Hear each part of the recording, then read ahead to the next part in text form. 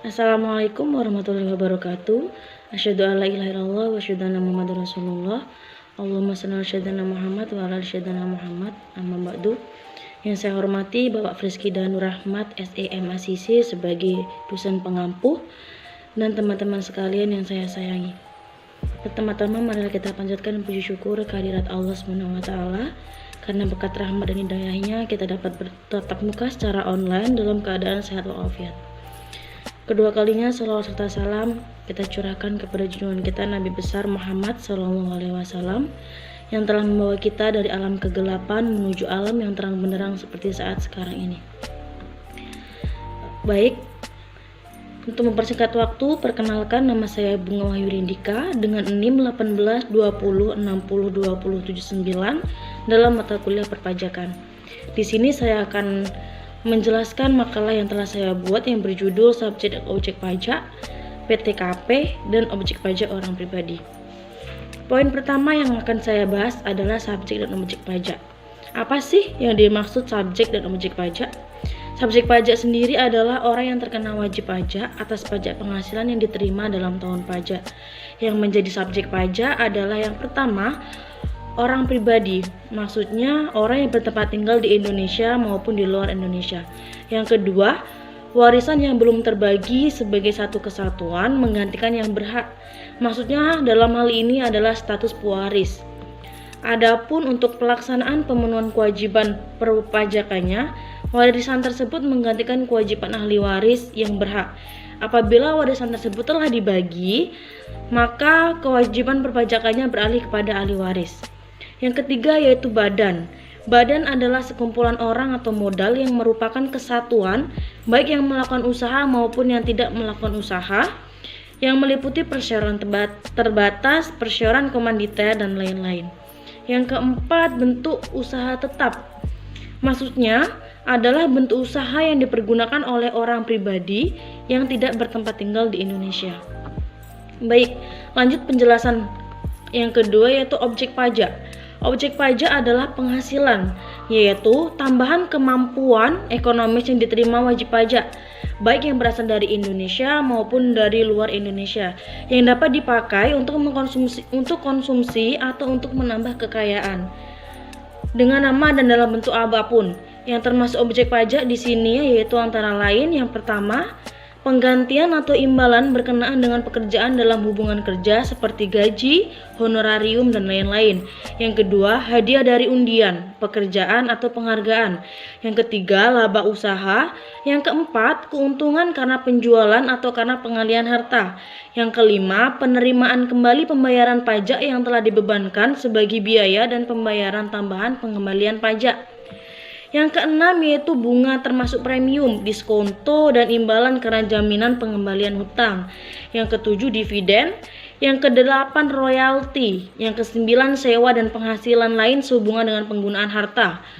Yang kesepuluh yaitu penerimaan berupa pembayaran berkala, tunjangan seumur hidup yang dibayar secara berulang-ulang dalam waktu tertentu. Yang ke-11, keuntungan berupa pembebasan hutang kecuali sampai dengan jumlah tertentu yang ditetapkan dengan peraturan pemerintah. Yang ke-12, keuntungan karena selisih kurs mata uang asing.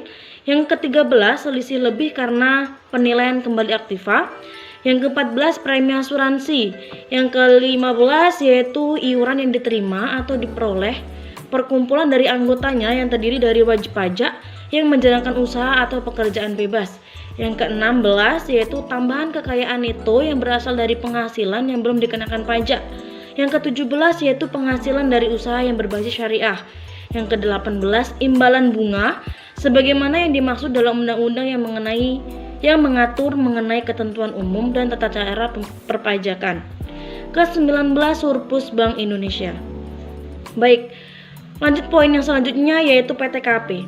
PTKP secara umum berdasarkan pasal 7 Undang-Undang Pajak Penghasilan Nomor 36 Tahun 2008, pengertian penghasilan tidak kena pajak atau PTKP adalah jumlah pendapatan wajib pajak orang pribadi yang dibebaskan dari pajak penghasilan pasal 21. Di dalam proses perhitungan PPh 21, PTKP akan berfungsi sebagai pengurang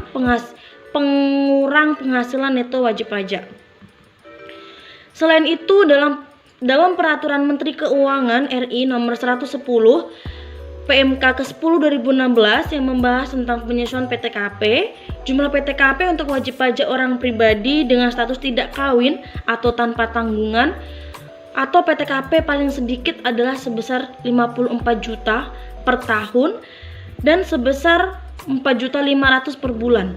Maksudnya, apabila wajib pajak memiliki penghasilan lebih besar daripada 4.500.000 sebulan, maka wajib pajak harus membayar pajak penghasilan pasal 21 karena penghasilan tahunannya melebihi ambang batas. Oke, mengenai tarif PTKP sendiri, besar tarif PTKP 2020 masih sama dengan tahun-tahun sebelumnya, yaitu masih mengacu pada Peraturan Menteri Keuangan nomor 101 PMK ke-10 2016 yang mana tarifnya adalah sebagai berikut. Yang pertama, PTKP pada wajib pajak orang pribadi adalah 54 juta. Yang kedua, PTKP bagi wajib pajak yang kawin mendapat tambahan sebesar 4.500.000. Yang ketiga, tambahan PTKP untuk seorang istri yang penghasilannya secara pajak digabung dengan penghasilan suami adalah sebesar 54 juta. Dan yang terakhir, tambahan PTKP untuk tanggungan dengan besaran untuk setiap anggota keluarga sedarah dan keluarga semenda yang berada pada garis keturunan lurus serta anak angkat adalah sebesar 4.500.000. Baik, untuk poin yang ketiga mengenai objek pajak orang pribadi. Mengenai penjelasan objek pajak ini menurut saya hampir sama dengan objek pajak sebelumnya, yang mana inti dari objek pajak tersebut adalah penghasilan.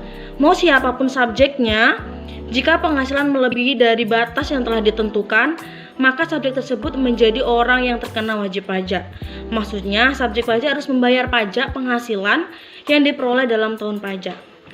Baik, mungkin cuma itu yang dapat saya sampaikan. Semoga materi yang telah saya sampaikan bisa bermanfaat untuk kita semua. Dan saya meminta maaf apabila dalam penyampaian atau dalam presentasi saya terdapat sikap dan tutur kata yang kurang berkenan. Dan saya akhiri, wassalamualaikum warahmatullahi wabarakatuh.